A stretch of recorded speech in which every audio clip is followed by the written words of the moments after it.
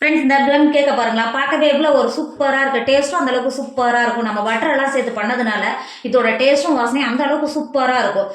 நம்ம இன்றைக்கி சூப்பரான வீட்டிலேயே ப்ளம் கேக் எப்படி செய்யலாம்னு பார்க்கலாமா?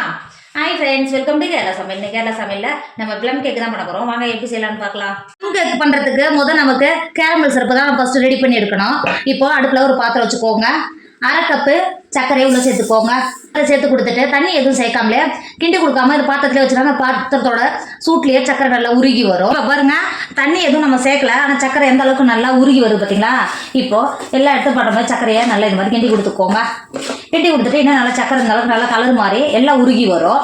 ஒரு 10 நிமிஷத்துக்கு கைவிடாமல் கிண்டி கொடுத்துக்கிட்டே இருங்க. பாருங்க, நம்ம சக்கரை உருகி எந்த அளவுக்கு நல்லா கலர் மாதிரி வந்துருக்கு பார்த்தீங்களா? இந்த ஸ்டேஜில் கைவிடாமல் கிண்டி கொடுத்துட்டே இருங்க. இன்னும் நல்லா சக்கரை பொங்கி நல்லா கலர் மாறி வரும். சக்கரை அதே சமயம் நல்லா கருப்பாயிடக்கூடாது, கருப்பான கசக்க ஆரம்பிச்சிடும். இந்த ஸ்டேஜில் கைவிடாமல் கிண்டி கொடுத்துக்கிட்டே இருங்க. கிண்டி கொடுத்துட்டே இருக்கும்போது நல்லா லைட்டாக பொங்கி வரும். இப்போ பாருங்க, எந்த அளவுக்கு நல்லா பொங்கி வருது பார்த்தீங்களா? இந்த ஸ்டேஜில் ஒரு 2 செகண்ட் நல்லா கைவிடாமல் இந்த மாதிரி கிண்டி கொடுத்துக்கிட்டே இருங்க. கலர் பார்த்தீங்கன்னா இந்த அளவுக்கு மட்டும்தான் கலர் நமக்கு மாறி இருக்கணும். இதுக்கு மேலே என்ன கருப்பாக கலர் மாறிச்சுன்னா கசக்க ஆரம்பிச்சிடும். இப்போ இந்த ஸ்டேஜில் 1/4 கப்பு தண்ணி, சுட தண்ணியை வெதுன்னு இருக்க சுடு தண்ணி எடுத்து வச்சிருக்கேன். இப்போ உள்ள சேர்த்துக்கோங்க. நீங்கள் சேர்க்கும் போது 8 நின்று சேர்த்துக்கோங்க, மேலே தெரிக்கும். அந்த அளவுக்கு நல்லா சூடாக இருக்குது. இப்போ 1/4 கப்பு தண்ணி சேர்த்துக்கோங்க. தண்ணி சேர்த்து கொடுத்துட்டு இது மாதிரி கைவிடாமல் கிண்டி கொடுத்துட்டே இருங்க. அதை இது மாதிரி கட்டிக்கிட்டே இருக்குது பார்த்தீங்களா? இதெல்லாம் சட்டு நல்லா கொதிக்கும் போது நல்லா கரைஞ்சி கொதிக்க ஆரம்பிச்சிடும். பாருங்கள், பார்க்கும்போது எந்த அளவுக்கு கலராக இருக்குது பார்த்தீங்களா? இந்த அளவுக்கு தான் இருக்கணும். இதுக்கு மேலே நீங்கள் கலர் மாறிடுச்சுன்னா கசக்க ஆரம்பிச்சிடும். இப்போ கைவிடாமல் நீங்கள் கிண்டி கொடுத்துட்டே இருக்கும்போது இந்த கெட்டியெல்லாம் நல்லா கரைஞ்சி கொதிக்க ஆரம்பிச்சிடும். இப்போ கொதிக்க விடுங்க. பாருங்க, நம்ம கேரமல் சிறப்பு எந்த அளவுக்கு நல்லா கொதிக்க ஆரம்பிச்சு பார்த்தீங்களா? இப்போ ஒரு 10 நிமிஷத்துக்கு நல்லா கொதிக்க விடுங்க. நல்லா கெட்டியாகி வரும். கொதிக்க விடுங்க. பாருங்க, நம்மளோட கேரமல் சிறப்பு எந்த அளவுக்கு நல்லா கொதிச்சு கெட்டியாக வந்துருக்கு பார்த்தீங்களா? இப்போ வேற ஒரு பாத்திரத்துக்கு மாற்றி கொடுத்து நல்லா ஆற விடுங்க. இப்போ ஒரு பாத்திரத்தை அடுப்பில் வச்சுக்கோங்க. அது கூடவே 1/4 கப் நான் பைனாப்பிள் ஜூஸ் எடுத்து வச்சுருக்கேன். இப்போ ஒன்று சேர்த்துக்கோங்க. பைனாப்பிள் ஜூஸ் சேர்த்து கொடுத்து ஒரு 2 செகண்ட் நல்லா கொதிக்க விடுங்க. இப்போ பாருங்கள், எந்த அளவுக்கு நல்லா பைனாப்பிள் ஜூஸ் நல்லா கொதிக்க ஆரம்பிச்சது பார்த்தீங்களா? இந்த ஸ்டேஜில் 1/4 கப்பு நான் கருப்பு திராட்சை தான் எடுத்து வச்சுருக்கேன். இப்போ உள்ள சேர்த்துக்கோங்க. ப்ளம் கேக்குக்கு மெயினான பொருளே இந்த கருப்பு திராட்சை தான். உள்ளே சேர்த்து கொடுத்துக்கோங்க. அது கூடவே 1/4 கப்பு டூட்டி ஃப்ரூட்டி எடுத்து வச்சுருக்கேன். இப்போ உள்ள சேர்த்துக்கோங்க. இது நம்ம வீட்டிலே பண்ணது. இதோட வீடியோ நான் முன்னாடியே போஸ்ட் பண்ணிட்டேன். வேணுன்றவங்க செக் பண்ணி பார்த்துக்கோங்க. சேர்த்து கொடுத்துட்டு அது கூடவே 1/4 கப்பு முந்திரி பருப்பு பொடியாக கட் பண்ணி வச்சுருக்கேன். அதையும் உள்ள சேர்த்துக்கோங்க.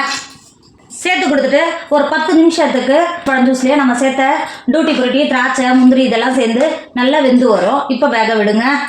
இது கூட நீங்கள் விருப்பப்பட்டா பாதாம், பேரிச்சம்பழம் இதெல்லாம் சேர்த்து கொடுத்துக்கலாம். உங்களுக்கு என்ன நட்ஸ் கிடைக்குதோ எல்லாமே சேர்த்து கொடுத்துக்கலாம். டேஸ்ட் நல்லாவே இருக்கும். சேர்த்துட்டு வேக விடுங்க. வேக விடும்போது நம்ம நல்லா வற்றி இது வெந்து வரும். அது வரல வேக விடுங்க. இப்போ பாருங்கள், நம்ம சேர்த்த பைனாப்பிள் ஜூஸ்லேயே எந்த அளவுக்கு நல்லா நம்ம சேர்த்த நட்ஸ் எல்லாம் எந்த அளவுக்கு நல்லா வெந்து வந்திருக்கு பாருங்கள். இப்போ இந்த அளவுக்கு இருந்தால் போதும். இதுக்கு மேலே நல்லா ட்ரை ஆகிடும். இப்போ இதை வேற ஒரு பாத்திரத்துக்கு மாற்றி வச்சுக்கோங்க. மாற்றிட்டு நல்லா ஆற விடுங்க. இப்போ ஒரு மிக்சர் எடுத்துக்கோங்க. 1/2 கப் சர்க்கரையை உள்ள சேர்த்துக்கோங்க. சேர்த்து கொடுத்துட்டு மிக்சி மூடி போட்டு நல்லா பவுடராக அரைச்சி எடுத்துக்கோங்க. இப்போ பாருங்கள், நம்ம அரைச்சி எடுத்த சர்க்கரை இந்த அளவுக்கு நல்லா பவுடராக இருக்கணும். இப்போ மாற்றி வச்சுக்கோங்க. இப்போ ஒரு பவுல் வச்சுக்கோங்க. 250 கிராம் கப்பில் 3/4 கப் நான் அன்சால்ட்டு பட்டர் தான் எடுத்திருக்கேன். இப்போ இந்த பவுலில் சேர்த்து கொடுத்துக்கோங்க. சேர்த்து கொடுத்துட்டு இந்த மாதிரி விக்ஸ் வச்சு நல்லா இந்த மாதிரி உடச்சி விட்டு இந்த அளவுக்கு நல்லா சாஃப்டாக இருக்கணும். ரூம் டெம்பரேச்சரில் இருக்கணும். அப்போ தான் நமக்கு இந்த அளவுக்கு நல்லா க்ரீமியாக வரும். இப்போ இந்த மாதிரி பெட்டர் விஸ்க் வச்சு இந்த மாதிரி நல்லா கலந்து எடுத்துக்கோங்க. நீங்கள் கலக்க நல்லா பட்டரை உருக்கி நல்லா வெள்ளை கலர் வரும். அது வரல நல்லா இந்த மாதிரி கை வச்சு நல்லா இந்த மாதிரி கை வச்சு நல்லா ஃபாஸ்ட்டாக இந்த மாதிரி செஞ்சு கொடுத்துக்கோங்க. இப்போ பாருங்க, நம்ம விக்ஸ் வச்சு கலந்த உடனே எந்த அளவுக்கு பட்டர் நல்லா மெல்ட் ஆகி வந்துருக்கு பார்த்தீங்களா? இப்போ இந்த ஸ்டேஜில் நம்ம ஏற்கனவே மிக்சியில் சர்க்கரை அரைச்சி எடுத்து வச்சுக்கோங்கள, இப்போ உள்ளே சேர்த்துக்கோங்க. உள்ளே சேர்த்து கொடுத்துட்டு இந்த மாதிரி விக்ஸ் வச்சு நல்லா இந்த மாதிரி கிண்டி கொடுத்துக்கிட்டே இருங்க. சர்க்கரையும் நல்லா உருகி பட்டரோட நல்லா சேர்ந்து வரும். இந்த மாதிரி இந்த இருக்கு பாருங்க, இந்த மாதிரி நல்லா கை விடாமல் கிண்டி கொடுத்துக்கிட்டே இருந்தால் பட்டர் நல்லா உருகி வரும். பாருங்க, நீங்கள் பீட்டரில் பண்ணுற மாதிரி இருந்தால் ஒரு 10 நிமிஷத்தில் செஞ்சு முடிச்சிடலாம். ஆனால் பீட்டர் எல்லார் வீட்லையும் இருக்கும்னு சொல்ல முடியாது. ஆனால் இது மாதிரி விஸ்க்குனா எல்லா இடத்துலையுமே இருக்கும். ஈஸியாக வாங்கிடலாம். இந்த மாதிரி கை வச்சு நல்லா விக்ஸ் வச்சு இந்த மாதிரி நல்லா கிண்டி கொடுத்தீங்கன்னாவே சக்கரை உருகி பட்டரோட சேர்ந்து வரும். பார்த்தீங்களா?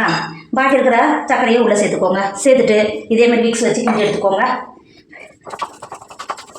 இப்போ பாருங்கள், ஒரு 10 நிமிஷத்துக்கு நல்லா சர்க்கரையும் நம்ம சேர்த்த பட்டரும் எந்த அளவுக்கு நல்லா மெல்ட் ஆகி வந்துருக்கு பார்த்தீங்களா? அங்கே பாருங்கள். இப்போ இந்த ஸ்டேஜில் 2 முட்டையை உடச்சி உள்ள சேர்த்துக்கோங்க. நான் கொஞ்சம் பெரிய சைஸாக இருக்குது, சின்ன சைஸ் முட்டையாக இருந்தால் ஒரு 3 எடுத்துக்கோங்க, கரெக்டாக இருக்கும். இந்த மாதிரி உடச்சி சேர்த்துக்கோங்க. முட்டையை சேர்த்து கொடுத்துட்டு ஒரு 2 செகண்ட் நல்லா விஸ்க்லேயே முட்டையும் சர்க்கரை எல்லாம் சேர்ந்து வர மாதிரி இந்த மாதிரி அடிச்சுக்கோங்க. கொஞ்சம் நீங்கள் முட்டை சேர்த்து அடிக்கும் போது கொஞ்சம் ஃபாஸ்ட்டாக அடிச்சுக்கோங்க, அப்போ சட்டு நல்லா மெல்ட் ஆகி நல்லா கரைஞ்சி வரும். இங்கே பாருங்கள், இந்த மாதிரி. இப்போ பாருங்கள், நம்ம முட்டையை சேர்த்து பட்டரும் சர்க்கரையோடு சேர்த்து நல்லா அடித்து எடுத்தது இந்த அளவுக்கு இருக்கணும். பார்த்தீங்களா? இங்கே பாருங்கள். இப்போ இதை மாற்றி வச்சுக்கோங்க. மைதா இன்க்ரீடியன்ஸை நம்ம ஜலிச்சு எடுக்கிறதுக்கு இப்போ ஒரு பவுல் வச்சுக்கோங்க. அதுக்கு மேலே ஒரு ஜல்லடை வச்சுக்கோங்க. 250 கிராம் கப்பில் 1 கப்பு நான் மைதா மாவு எடுத்துருக்கேன், இப்போ சேர்த்து கொடுத்துக்கோங்க. அது கூடவே 1 டேபிள் ஸ்பூன் பேக்கிங் பவுடர் எடுத்துருக்கேன், இப்போ சேர்த்து கொடுத்துக்கோங்க. இந்த ப்ளம் கேக் நம்ம செய்யறதுக்கு பேக்கிங் சோடா நமக்கு அவசியம் கிடையாது, சேர்த்து கொடுத்துக்கோங்க.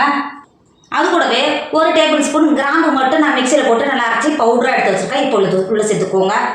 சேர்த்துட்டு நல்லா ஒரு 2 டைம் நல்லா ஜலிச்சு கொடுத்துக்கோங்க.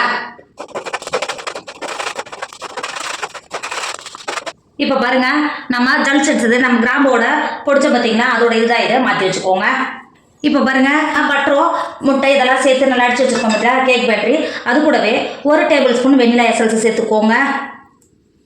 சேர்த்து கொடுத்துட்டு நம்ம ஏற்கனவே கேரமல் சிரப்பு ரெடி பண்ணி வச்சுருந்தோம் பார்த்தீங்களா, இப்போ அந்த கேரமல் சிரப்பை இந்த ஸ்டேஜில் சேர்த்து கொடுத்துக்கோங்க. சேர்த்து கொடுத்துட்டு ஒரு டைம் நல்லா கலந்து கொடுத்துக்கோங்க.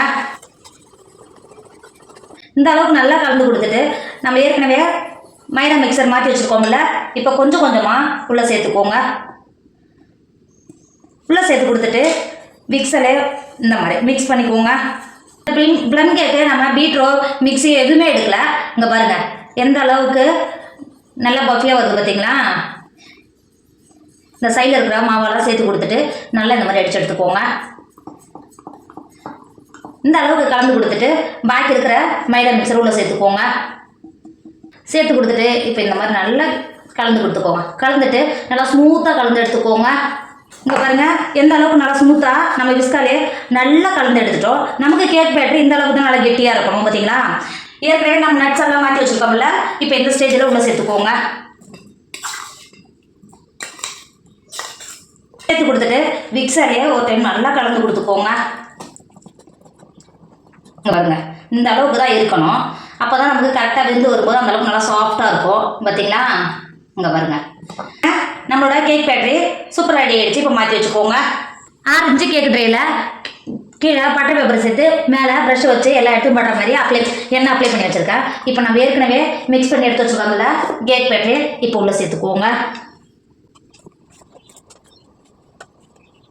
சேர்த்து கொடுத்துட்டு இந்த மாதிரி ஒரு தூப்பிக்க வச்சு இந்த மாதிரி ஏர் பபிள்ஸ் இருந்தால் ரிலீஸ் ஆகிடும். இது இருக்குது பார்த்தீங்களா, இந்த மாதிரி சேர்த்து கொடுத்துக்கோங்க.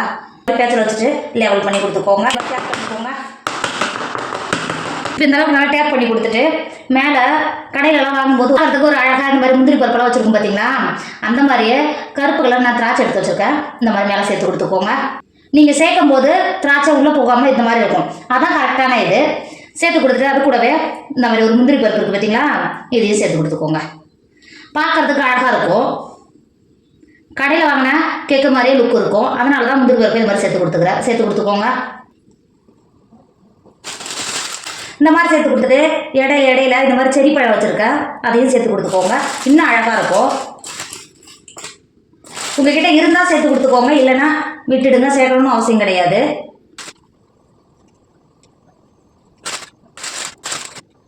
அளவுக்கு சேர்த்து கொடுத்துட்டு இப்போ பாருங்கள், நம்ம ஓவனில் எதுவும் பேக் பண்ணி எடுக்க போகிறது கிடையாது. இந்த வரைக்கும் பாருங்கள், ஒரு பிரியாணி பாத்திரத்தை தான் நான் அடுப்பில் ஒரு 10 நிமிஷத்துக்கு நல்லா ஃப்ரீ ஹீட் பண்ணுறதுக்கு எடுத்து வச்சுருந்தேன். நல்லா ஃப்ரீ ஹீட் ஆகிடுச்சு. கீழே ஒரு ரிங்கை இறக்கி வச்சு மேலே ஒரு பிளேட் வச்சுருக்கேன்.